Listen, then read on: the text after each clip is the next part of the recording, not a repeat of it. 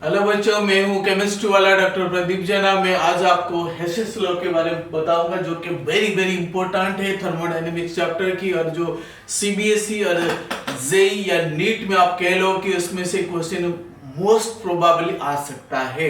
और सीबीएसई वाले जो स्कूल के जो एग्जाम है वो 100% हेसेस लॉ से क्वेश्चंस देते हैं। हेसेस लॉ बेसिकली बच्चे देखो कि एंथैल्पी चेंज के बारे में बताता है, बाय एनर्जी चेंज के बारे में बताता है, और डिफरेंट टाइप ऑफ एंथैल्पी होती है, जैसे हीट ऑफ कंबशन है, हीट ऑफ फॉर्मेशन है, एंथैल्पी ऑफ सब्लिमेशन है, हाइड्रेशन, अलग अलग तरह की एंथैल्पी होती है। बट हेसेस लॉ कहता है a process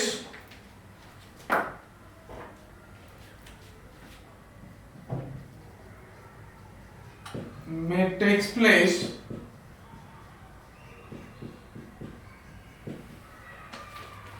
in one step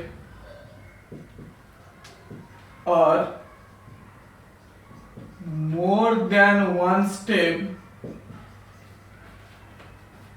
then the total enthalpy change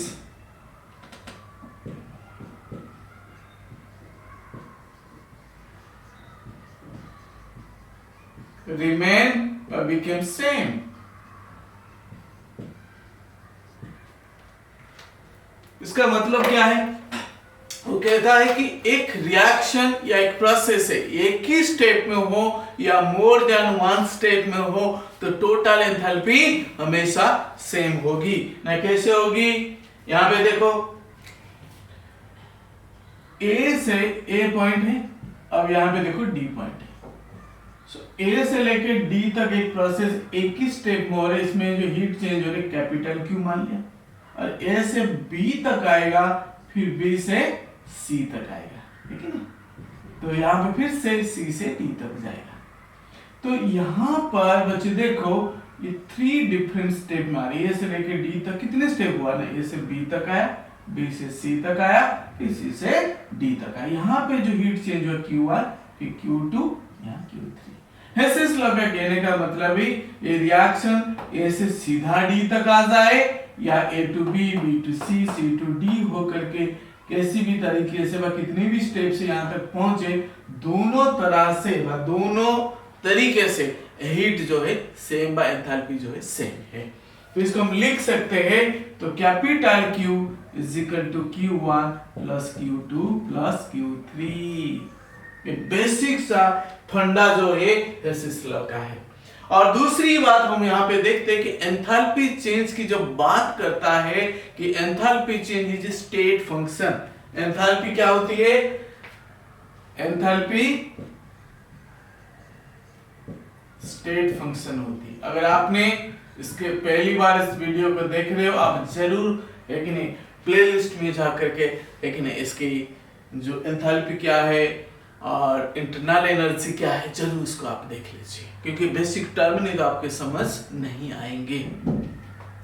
हम बात करते हैं जब एंथैल्पी एक स्टेट फंक्शन होता है बच्चों, उसमें क्या होता है ना, इनिशियल स्टेट होती है और फाइनल स्टेट भी होता है। तो इसीलिए तो डिफरेंस को हम निकालते हैं, final minus initial. Hess's law को अप्लाई करके हम अलग अलग तरह की एंथैल्पी को हम निकाल सकते हैं। बॉन्ड एंथैल्पी ले लो, हाइड्रेशन एंथैल्पी ले लो, सब्लिमेशन ले लो, कंबशन ले लो, न्यूट्रलाइजेशन ले लो, तो अलग अलग तरह की एंथैल्पी है कि नहीं, वो सारे टर्म्स है। तो उससे हम क्या कर सकते हैं, हेसेस लॉ को अप्लाई करके हम निकाल सकते हैं। बट मोटा मोटी सी बात हम देखते हैं कि जितनी सारी एंथैल्पी है, तो delta H is equal to summation of enthalpy of product minus summation of enthalpy of reactant। जितने भी रिएक्टेंट है उनकी एंथैल्पी, जितने भी प्रोडक्ट है उनकी एंथैल्पी, दोनों का एक ना डिफरेंस आप निकाल दोगे, दैट इज डेल्टा H। लेकिन any other enthalpy of delta RS लिख दिया हूं किसी भी तरह की reaction, but it is very different for bond enthalpy. It is very different for bond enthalpy। Now bond enthalpy की जब मैं बात करूंगा, डेल्टा BH यही चीज लेकिन enthalpy of summation of reactant minus enthalpy of summation of product उल्टा हो जाएगा। तो वेरी स्पेसिफिकली आपको एक ने याद रखना है भाई, बॉन्ड एंथैल्पी कुछ तो अलग है, बॉन्ड एंथैल्पी कुछ तो अलग है, सबसे हट करके है बॉन्ड एंथैल्पी। या आगे जाके हम पढ़ेंगे बॉन्ड एंथैल्पी क्या होती है। बट अभी हम बात करते हैं कि एंथैल्पी ऑफ रिएक्शन जितने भी सिलसिला की हम बात करते हैं, जितने अदर बॉन्ड एंथैल्पी को छोड़ करके ध्यान से रखिए कि जितनी भी एंथैल्पी होगी हमेशा प्रोडक्ट माइनस रिएक्टेंट होगा। क्लियर। अब हम बात करते हैं, आइए हम क्वेश्चन करेंगे, क्योंकि ये पक्का चीज आने वाला चीज है जो मैं आपको बता रहा हूं। आप इसको अगर इग्नोर किए तो 3 मार्क आपकी चला गया। सिर्फ यहां नहीं, जेई में भी बार जेई में इसके ऊपर क्वेश्चन आ जाता है। वेरी इजी है, it is not difficult for you, ये आपके लिए कोई मुश्किल नहीं है बट आपको थोड़ा सा इसका तरीका समझिए। Calculate enthalpy of formation of methane CH4 from the following data. Methane होता है सबसे सिंपलेस्ट हाइड्रोकार्बन है, जब अल्केन में जाओगे तब आपको समझ आएगा। अब हम देखते हैं कि 3 इक्वेशन हमें गिवन है बट डाटा गिवन है। यहाँ पे क्या दिया, कार्बन डाइऑक्साइड के फॉर्मेशन में कितनी एनर्जी रिलीज हो रही है, C+O2 CO2, यहाँ पे एंथैल्पी चेंज दिया है। H2 + half O2 H2 का फॉर्मेशन में एंथैल्पी चेंज दिया है। फिर CH4 को कंबशन में यहाँ पे CO2 + वाटर जो मिले इसकी भी एंथैल्पी दिया है। बट निकालना क्या है, इसमें निकालना क्या है वो देखना है हमें कि वो कहते हैं फॉर्मेशन ऑफ मीथेन। तो एम हमारा क्या है ना, एम क्या है ना, मीथेन बनाना है। C+2H2 हमको पता है कि हमेशा कोई भी कंपाउंड होती है वो करेस्पॉन्डिंग एलिमेंट से फॉर्मेशन होता है, अदर कंपाउंड से नहीं है। It is totally wrong concept है। तो इसलिए आपको हमेशा करेस्पॉन्डिंग एलिमेंट्स को लेना। H2 है लेकिन हाइड्रोजन से बन रहे तो H2 लेंगे, कार्बन से तो C लेंगे। क्लियर। इस इक्वेशन का मुझे आपको एंथैल्पी कितना चेंज समझ आए, ये पूरे दिमाग में रख लो कि भाई इस इक्वेशन का निकालना है और कैसे निकालना है ना, इन 3 इक्वेशन को यूज करके हमें क्वेश्चन को सॉल्व करना। वेरी इजी तरीका मैं आपको बताता हूं, आपको कुछ घबराने की जरूरत नहीं है, आपको डरने की कोई बात नहीं। तो पहला स्टेप आपको देखना है कि इस इक्वेशन को लाने के लिए लेफ्ट हैंड साइड में रिएक्टेंट साइड में क्या दिया है और प्रोडक्ट में क्या दिया है। क्लियर। अगर आपने इस वीडियो को देख लिया तो आपको इस क्वेश्चन को सॉल्व करने में कोई और वीडियो देखने की जरूरत ही नहीं पड़ेगी। जो इतना डिटेल में बता रहा हूं कोई ना बताएगा इसको। अब देखो, मुझे कार्बन चाहिए तो मुझे इस तीनों इक्वेशन में कार्बन कौन सी इक्वेशन में दिया ना, पहला इक्वेशन में कार्बन दिया 1C, एक ही कार्बन है तो एक कार्बन। तो इसीलिए मैं क्या करूंगा ना, इक्वेशन 1 को आज इट इज रख दिया। क्लियर। मुझे कुछ करना है। अब आता हूं कि मुझे 2H2 चाहिए। H2 कहां पे है ना, इक्वेशन 2 में है। तो इक्वेशन 2 में क्या दिया, खाली H2 + half O2 gives rise to H2 liquid. But मुझे चाहिए 2H2, तो मैं क्या करूंगा ना, इक्वेशन 2 से इंटू 2 कर दूंगा, क्योंकि इनकी सब में कोएफिशिएंट 2 कर दूंगा। तो पहला इक्वेशन में आज इट इज लिख दिया C+O2, ये हो गया CO2। देखो ध्यान से देखो कि जैसे जैसे इस इक्वेशन में मैंने कोएफिशिएंट मल्टीप्लाई या डिवाइड करूंगा, ऐसे ऐसे इनकी वैल्यू के साथ में भी होगा। समझ पाए। तो अगर मैं इसमें 2 मल्टीप्लाई कर दिया तो क्या हो जाएगा ना, 2H2 प्लस 2/2 1 हो गया, प्लस O2 हो गया, यहां हो जाएगा 2H2O। तो यहां पे जो वैल्यू होगी डेल्टा H कितनी होगी, 2 × -285.5 किलो। ये आगे दीजिए, ऊपर वाला जो डेल्टा है -393.5 किलो। क्लियर हो गया। अब देखो यहां पे कुछ तो बात बन रहा है कि नहीं। तो C+2H2 चाहिए, देखो यहां पे आ गया C+2H2। अब मैं क्या करूंगा, दोनों को ऐड कर दूं, इक्वेशन 1 और 2 को। ऐड कर दूंगा मुझे प्रोडक्ट क्या आएगा। अगर दोनों को ऐड करता हूं ध्यान से देखो इनकी वैल्यू भी ऐड होंगे, सिर्फ इक्वेशन नहीं होगा साथ में इनकी वैल्यू, जैसे जैसे इनको करूंगा ऐसे ऐसे इनकी वैल्यू के साथ में भी करना पड़ेगा। तो ये हो जाएगा C को C आया तो देखो 2H2 प्लस, अब यहाँ पे O2 प्लस O2 कितना होगा 2O2 रिएक्टेंट साइड में, और प्रोडक्ट में कितनी होगी ना CO2 प्लस 2H2O। अब इनकी वैल्यू को भी मुझे ऐड कर दूंगा ना, कितनी होगी ना -393.5 प्लस 2 इंटू -285.5 यार। अब देखो एक मजेदार बात मैं बता रहा हूं कि मुझे इस रिक्वायर्ड इक्वेशन को लाने के लिए अब बच गया इक्वेशन 3 सिर्फ, और यही तरीका बता रहा हूं आपको कि CH4 जो है मीथेन जो है जो लेफ्ट साइड में जो होगा, अगर इसके प्रोडक्ट अगर जो है मीथेन यहाँ पे, और जिस रिएक्शन में वो प्रोडक्ट है लेफ्ट साइड में है, हमेशा उस इक्वेशन माइनस होते सब्सट्रैक्ट होता है, क्योंकि जब सब्सट्रैक्ट करेंगे तो CH4 राइट को चला जाएगा। देखो मैं फिर से दोबारा बता रहा हूं कि जिस इक्वेशन में अगर मुझे CH4 राइट साइड में लाना है पर प्रोडक्ट साइड में लाना है, और CH4 जिस इक्वेशन में लेफ्ट में है वो हमेशा माइनस हो गया सब्सट्रैक्ट हो, तो इसीलिए इक्वेशन 3 को मैं सब्सट्रैक्ट करूंगा। तो सब्सट्रैक्ट इक्वेशन 3, तो ये हो जाएगा माइनस, हमेशा देखो लेफ्ट को लेफ्ट से करोगे राइट को राइट, CH4 माइनस 2O2, यहाँ पे राइट साइड में माइनस होगी minus CO2 minus 2H2। Clear? अब देखो ये इसको मैं आगे हटा देता हूं क्योंकि ये पूरा ध्यान से देखो ये पूरा LHS साइड में ही, ये रिएक्टेंट साइड, इससे इसको माइनस कर दिया, ये प्रोडक्ट साइड में सारा है। क्लियर? तो ये रिएक्टेंट ये हो गया प्रोडक्ट। अब देखो कट जाएंगे, ये पूरा प्रोडक्ट साइड जो है कट गया, CO2 minus CO2 2H2 minus 2H2 दोनों कट गए।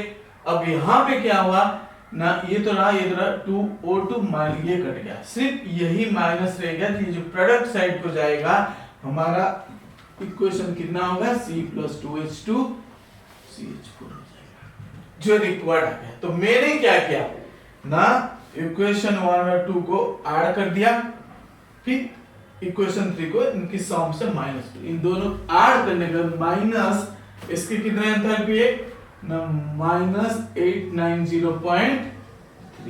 क्लियर?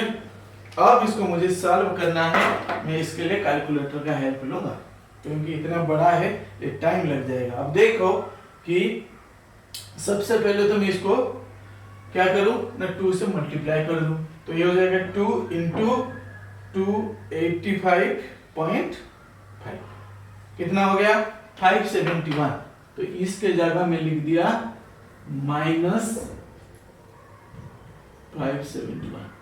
अब माइनस माइनस ऐड हो जाएंगे तो कितना होगा ना, इसको मैं कर दूं प्लस 393.5, ये कितना हो जाएगा ना 964.5, ये सारे हो गया ना माइनस 964.5, ये माइनस माइनस कितना -964.5 प्लस 89.3, तो उसको डिफरेंस कर दूं -890.3 -74.2, आंसर कितना आ गया ना, आंसर कितना आ गया इस इक्वेशन का ना -74.2 किलो जूल।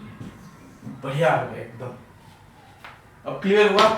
तो देखो कितने आसान है भाई, है कि नहीं? पहले लेफ्ट हैंड साइड को मुझे देखना है RGT किसमें है, जिसमें RGT जो लिख दिया, जिसमें नहीं है उसमें कोएफिशिएंट मल्टीप्लाई कर दिया, या डिवाइड भी मैं कर सकता हूं अगर मुझे लाना है, और जिसमें प्रोडक्ट CH4 जैसे प्रोडक्ट यहाँ पे, अगर वही प्रोडक्ट किसी रिएक्टेंट में लेफ्ट साइड में, तो वो इक्वेशन हमेशा माइनस होगा। तो जैसे जैसे मैंने इनके साथ किया इक्वेशन के साथ साथ, ऐसे ऐसे इनकी वैल्यू के साथ में भी मैंने किया। समझ आए? अब आते हैं कि और एक क्वेश्चन हम करेंगे।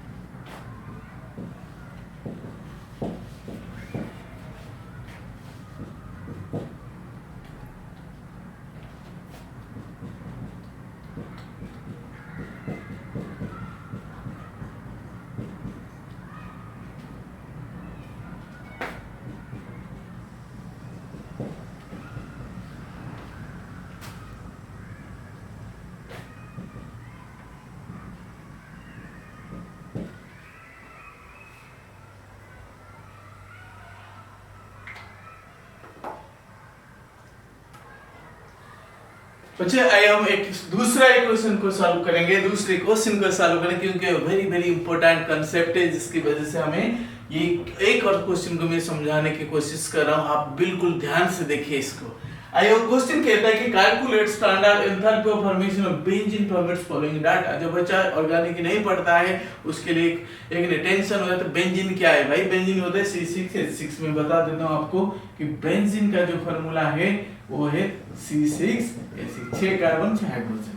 और डाटा हमें दिया है कि बेंजीन का कंबशन दिया है, CO2 और H2 बन रहा है, कार्बन डाइऑक्साइड का फॉर्मेशन दिया है C+O2 CO2 का दिया है, और वाटर का भी फॉर्मेशन दिया है H2 + O2 H2 लिक्विड है। इन तीनों का एंथैल्पी चेंज दिया है, ये कंबशन दिया हुआ है, यहाँ पे दोनों का फॉर्मेशन दिया हुआ है। अब बच्चे वो क्वेश्चन क्या पूछ रहा है, क्वेश्चन क्या पूछ रहा है हमें, कह रहे कि बेंजीन का फॉर्मेशन का एंथैल्पी निकालना है। क्लियर? अब हम देखते हैं कि बेंजीन की जो फॉर्मेशन होगी बच्चे देखो ना, एलिमेंट से होगी। ध्यान से देखो, कोई भी कंपाउंड हम बना रहे हैं उसकी करेस्पॉन्डिंग एलिमेंट से होगी। C+H2 ठीक है ना, पर मुझे बनाना है C6H6 तो 6 कर दूंगा। हाइड्रोजन 6 चाहिए तो 3 कर दिया बेटा, है कि नहीं? तो 6 + 3H2 C6H6 बेंजीन बन गया। बट इस जो रिएक्शन ये हमारा एम हो गया, टारगेट हो गया, टारगेट रिएक्शन आप कह सकते हो इसको। 6 + 3H2 gives rise to benzene है, ये बेंजीन है, भूलना नहीं है। तो इसलिए पहला जैसे इक्वेशन मैंने सॉल्व किया था, पहला क्वेश्चन सॉल्व किया था, आपको याद होगी कि मैंने बताया था कि किस इक्वेशन में कार्बन है। सेकंड इक्वेशन में कार्बन है, बट कितनी कार्बन है ना, 1 है। मुझे क्या करना है ना, मुझे 6 मल्टीप्लाई करना है। जब 6 करूंगा तो इधर भी करूंगा, इधर भी करूंगा, इधर भी करूंगा और वैल्यू के साथ में भी कर दूंगा। तो मैं वही चीज लिख रहा हूं कि इक्वेशन 2 × 6 क्या होगा, 6C प्लस आप बताओ 6O2 just a minute, 6O2 6CO2 और इसका डेल्टा एस कितनी हो जाएगी ना, 6 × -393.5। क्लियर? अब दूसरी बात हम देखना है, मुझे चाहिए 3H2। थर्ड इक्वेशन सिर्फ H2 है तो मैं क्या करूंगा ना, इक्वेशन 3 × 3 क्या देगा ना, 3H2 + 3/2O2 ये कितना देगा ना, 3H2। इसका डेल्टा एस क्या होगी ना, 3 मल्टीप्लाई हो जाएगी ना, जितना इक्वेशन में किया है तो 3 × -285.8 किलो। क्लियर? इतना आने के बाद बच्चे देखो, एक चीज मैं बार बार बोलता आया हूं कि हमें चाहिए बेंजीन C6H6 है, ये जो प्रोडक्ट साइड में हमें चाहिए, बट यही चीज कौन सी रिएक्शन में, रिएक्टेंट साइड में है ना, इक्वेशन 1 में। तो इसीलिए इक्वेशन 1 हमेशा सब्सट्रैक्ट होगा इनकी सम से। एक पूरा बेसिक सा चीज है, आप भूलना नहीं है। तो इसीलिए इक्वेशन 1 को मुझे इनको ऐड कर दूं, इनको दोनों को ऐड कर दिया, कितना होगा ना, 6C + 6O2 + 3H2 रिएक्टेंट को रिएक्टेंट से 3/2O2, फिर प्रोडक्ट को प्रोडक्ट के साथ 6CO2 + 3H2O। तो जैसे इनको ऐड किया इनकी वैल्यू भी ऐड होंगे, याद रखियो। अब इक्वेशन 1 को माइनस कर दूंगा, सब्सट्रैक्ट इक्वेशन 1, तो माइनस रिएक्टेंट को रिएक्टेंट से माइनस किया, फिर प्रोडक्ट को यहाँ और भी एक है -15/2O2, यहाँ भी माइनस करूंगा, -6CO2 -3H2। देखो रिएक्टेंट को रिएक्टेंट से किया, प्रोडक्ट को प्रोडक्ट से कर दिया, ये यहाँ पे है, ठीक नहीं? अब देखो प्रोडक्ट साइड में कट जाएंगे, रिएक्टेंट में कुछ कट रहे क्या ना, मुझे चाहिए क्या है ना, दिस। तो ये मुझे लग रहा है 6 + 3 ये कट जाएंगे, देखो 15 हो जाएगा, 6 और 6 + 3/2 15/2, ये पूरा ये तीनों कट जाएंगे। बच गया क्या ना, मुझे वही चीज आ गया 6C + 3H2 C6। अब मैंने क्या किया इसके लिए ना इससे पहले इक्वेशन 2 से 6 मल्टीप्लाई किया, 3 से 3 किया और दोनों को ऐड किया, ऐड करके इसमें इन दोनों की सम से, इनकी सम से मैंने क्या किया, माइनस कर दिया कितना ना फर्स्ट इक्वेशन की वैल्यू माइनस 3267।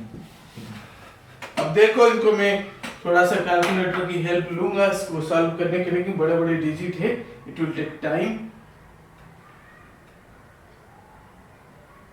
आइए पहला इक्वेशन क्या कहता है ना 6 इंटू 393.5, तो 6 इंटू 393.5 कितनी होगी ना 2361, कितना हो गया ये ना माइनस 2361।